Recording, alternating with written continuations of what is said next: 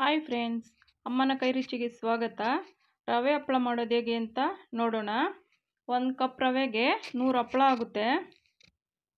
ತುಂಬ ರುಚಿ ಇರುತ್ತೆ. ಅಕ್ಕಿ ಹಪ್ಪಳಕ್ಕಿಂತ ರವೆ ಹಪ್ಪಳ ತುಂಬಾ ರುಚಿ ಇರುತ್ತೆ. ಈಗ ಹೇಗೆ ಮಾಡೋದು ಅಂತ ನೋಡೋಣ.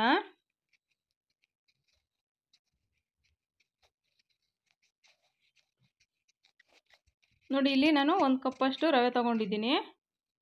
ನಾನಿಲ್ಲಿ ಬಾಂಬೆ ರವೆ ತಗೊಂಡಿದ್ದೀನಿ. ಮಾಮೂಲಿ ಉಪ್ಪಿಟ್ಟು ಮಾಡ್ತಿರೋಲ್ಲ ಅದು. ಯಾವುದಾದ್ರೂ ತೊಗೊಳ್ಬೋದು, ಚಿರೋಟಿ ರವೆನೂ ತೊಗೊಳ್ಬೋದು. ನೋಡಿ, ಇಲ್ಲಿ ಈಗ ಸ್ಟವ್ ಮೇಲೆ ಒಂದು ದಪ್ಪ ಪಾತ್ರೆ ತಗೊಳ್ಳಿ, ಮಂದ ಇರಬೇಕು ತಳ. ನೋಡಿ, 1 ಕಪ್ ರವೆಗೆ ನಾನಿಲ್ಲಿ 8 ಕಪ್ಪಷ್ಟು ನೀರು ಹಾಕ್ತಾಯಿದ್ದೀನಿ. ಅಕಸ್ಮಾತ್ ಸಾಲಿಲ್ಲ ಅಂದರೆ ಇನ್ನೊಂದು ಲೋಟ ಬೇಕಾದ್ರೆ ಸೇರಿಸ್ಕೊಳ್ಬೋದು. ಒಂದೊಂದು ರವೆ ಸ್ವಲ್ಪ ನೀರು ತಗೊಳ್ಳುತ್ತೆ. ಇವಾಗ ಅಳತೆ ಕರೆಕ್ಟಾಗಿದೆ. 1 ಲೋಟ 1 ಕಪ್ ರವೆಗೆ 8 ಕಪ್ಪಷ್ಟು ನೀರು. ನೋಡಿ, 1 ಸ್ಪೂನಷ್ಟು ಜೀರಿಗೆ ಮತ್ತು ಹಪ್ಪಳದ ಖಾರ ಅರ್ಧ ಸ್ಪೂನಷ್ಟು ಹಾಕ್ತಾಯಿದ್ದೀನಿ. ರುಚಿಗೆ ತಕ್ಕಷ್ಟು ಉಪ್ಪು.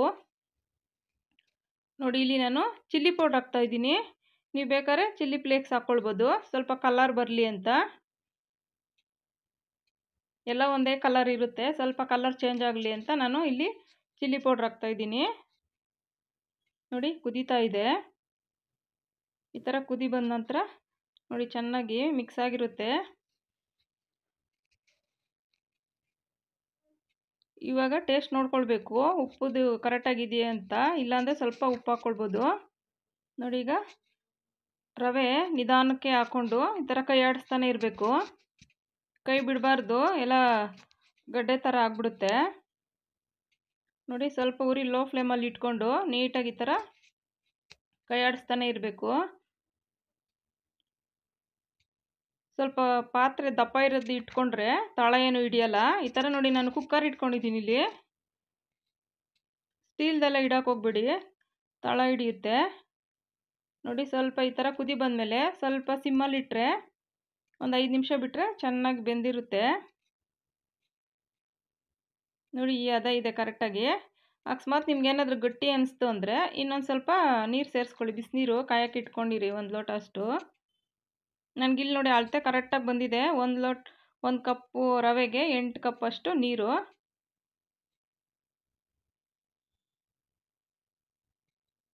ಬೇಕು ಅಂದರೆ ಸೇರಿಸ್ಕೊಳ್ಬೋದು ಗಟ್ಟಿ ಆದರೆ. ನನಗೇನಿಲ್ಲಿ ಗಟ್ಟಿ ಏನೂ ಆಗಲಿಲ್ಲ, ನಾನು ಅಷ್ಟರಲ್ಲೇ ಕರೆಕ್ಟಾಗಿ ಮಾಡಿದ್ದೀನಿ. ತುಂಬ ರುಚಿ ಇದೆ. ಕುಟ್ಟು ಜೊತೆ ಎಲ್ಲ ನೆಂಚ್ಕೊಳ್ಳೋದಕ್ಕೆ ನೀವು ಮಾಡಿ ಇಟ್ಕೊಂಡ್ರೆ ವರ್ಷ ಪೂರ್ತಿ ಆಗೋಷ್ಟು ಹಪ್ಪಳ ಮಾಡಿ ಇಟ್ಕೊಳ್ಬೋದು. ನೋಡಿ, ಇಲ್ಲಿ ಕೊತ್ತಂಬರಿ ಸೊಪ್ಪು ಕೊನೆಯಲ್ಲಿ ಟೇಸ್ಟ್ಗೆ ಒಂಥರ ಟೇಸ್ಟ್ ಚೆನ್ನಾಗಿ ಬರುತ್ತೆ ನಾಟಿ ಕೊತ್ತಂಬರಿ ಸೊಪ್ಪು ಹಾಕೋದ್ರಿಂದ. ಕೊತ್ತಂಬರಿ ಸೊಪ್ಪು ಹಾಕಿದಾಗ ಸ್ಟವ್ ಆಫ್ ಮಾಡಿಬಿಡಿ. ನೋಡಿ, ಆಗಿದೆ. ಏನು ಗಟ್ಟಿ ಏನಿಲ್ಲ, ಕರೆಕ್ಟಾಗಿ ಬಂದಿದೆ. ಬಿಸಿಲು ಬೇಡ, ಏನು ಬೇಡ, ಮನೆಯಲ್ಲೇ ಫ್ಯಾನ್ಗಳಿಗೆ ಆರ್ಕೊಂಡ್ಬಿಡುತ್ತೆ. ನೋಡಿ, ಆರಿದೆ.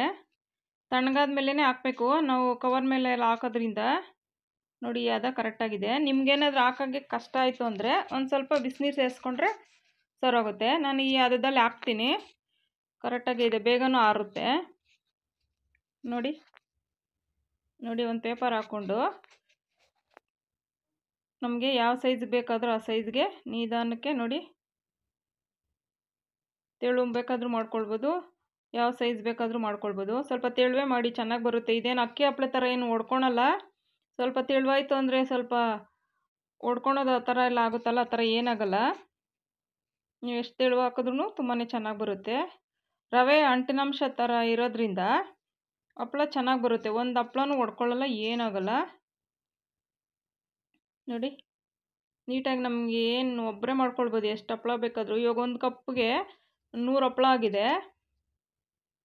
ಒಂದೇ ಥರ ಹಪ್ಪಳ ಮಾಡೋದಕ್ಕಿಂತ ಸ್ವಲ್ಪ ವಿಭಿನ್ನವಾಗಿ ಮಾಡಿಕೊಂಡ್ರೆ ಚೆನ್ನಾಗಿರುತ್ತೆ. ಒಂದೊಂದು ಥರ ಟೇಸ್ಟ್ ಕೊಡುತ್ತೆ. ನೋಡಿ, ನಾವು ಬೇಲ್ದಾಗ ಯಾವ ಥರ ಬರುತ್ತೋ ಅದೇ ಥರನೇ ಬಂದಿದೆ. ಈಸಿಯಾಗೆ ಮಾಡ್ಕೊಳ್ಬೋದು. ನೋಡಿ, ಎಲ್ಲನೂ ಅಷ್ಟೇ. ತಣ್ಣಗಾಗಿದೆ, ಏನು ಗಟ್ಟಿ ಏನಾಗಲಿಲ್ಲ, ಒಂದೇ ಅದಕ್ಕಿದೆ ನೋಡಿ. ಎಲ್ಲ ಹಾಕಿದ್ದೀನಿ ಒಂದೇ ಥರನೇ. ಚಿಲ್ಲಿ ಪೌಡ್ರ್ ಹಾಕಿರೋದ್ರಿಂದ ಸ್ವಲ್ಪ ಕಲರು ಚೆನ್ನಾಗಿ ಕಾಣ್ತಾ ಇದೆ ನೋಡಿ. ನೋಡಿ ಇಲ್ಲೆಲ್ಲ ಸ್ವಲ್ಪ ಹಾಕಿದ್ದೀನಿ ನೋಡಿ. ಎಲ್ಲ ಆವಾಗಲೇ ಡ್ರೈ ಆಗಿದೆ. ಫ್ಯಾನ್ ಗಾಳಿಗೆ ಆರ್ಕೊಂಬಿಟ್ಟಿದೆ.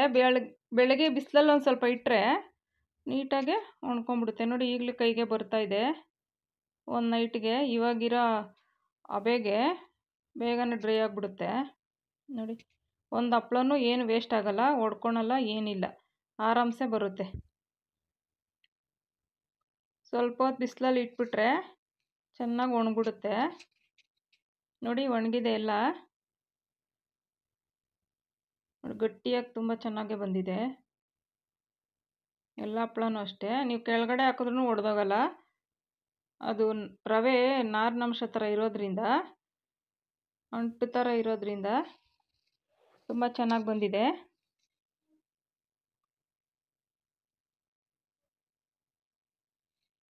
ನೋಡಿ. ಎಲ್ಲನೂ ಅದೇ ಥರನೇ ತುಂಬ ಚೆನ್ನಾಗಿದೆ.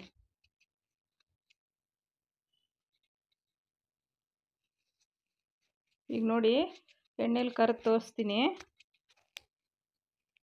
ನೋಡಿ. ಎಣ್ಣೆ ಕಾದಿದೆ ನೋಡಿ. ಜಸ್ಟ್ ಈ ಥರ ಹಾಕಿ ಎತ್ತಿದ್ರೆ ಸಾಕು, ಎಷ್ಟು ಅಗಲ ಆಗುತ್ತೆ ನೋಡಿ. ಸಿಮ್ಮಲ್ಲಿ ಇಟ್ಕೊಂಡ್ರೆ ಸಾಕು, ಹಿಂಗೆ ಹಾಕಿ ತೆಗೆದ್ರೆ ಸಾಕಾಗುತ್ತೆ. ಬಿಟ್ಟರೆ ಸ್ವಲ್ಪ ಕಪ್ಪಾಗಿಬಿಡುತ್ತೆ ನೋಡಿ. ಎಷ್ಟು ಅಗಲ ಬರುತ್ತೆ. ರುಚಿನೂ ಅಷ್ಟೇ ತುಂಬ ಚೆನ್ನಾಗಿದೆ.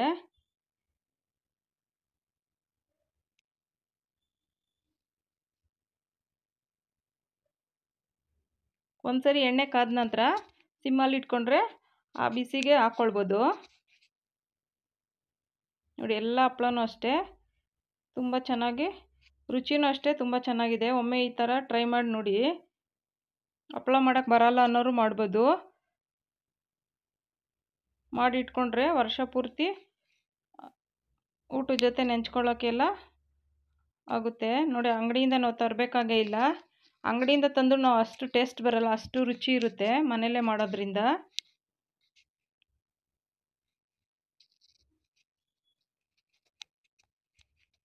ಈ ಮೆಥಡ್ನಲ್ಲಿ ಒಮ್ಮೆ ಟ್ರೈ ಮಾಡಿ ನೋಡಿ.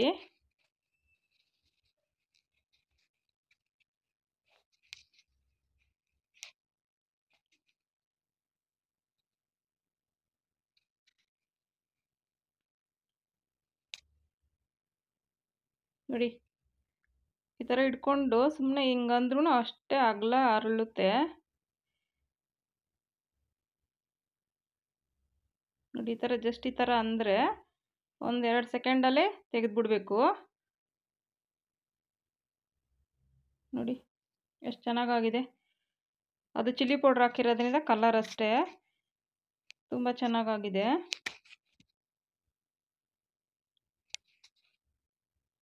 ನೋಡಿ. ಈ ಥರ ಪ್ರೆಸ್ ಮಾಡಿದ್ರೆ ಪಳ್ಳಂತೆ, ಗಟ್ಟಿ ಇಲ್ಲ, ಏನಿಲ್ಲ. ಈಸಿಯಾಗೆ ಮಾಡ್ಕೊಳ್ಬೋದು, ಮನೇಲೇ ಒಬ್ಬರೇ ಮಾಡ್ಕೊಳ್ಬೋದು. ನಮಗೇನು ಜನಗಳು ಸಹಾಯನೂ ಬೇಕಾಗಲ್ಲ. ಈ ರೀತಿ ಒಮ್ಮೆ ಟ್ರೈ ಮಾಡಿ ನೋಡಿ. Thank you friends.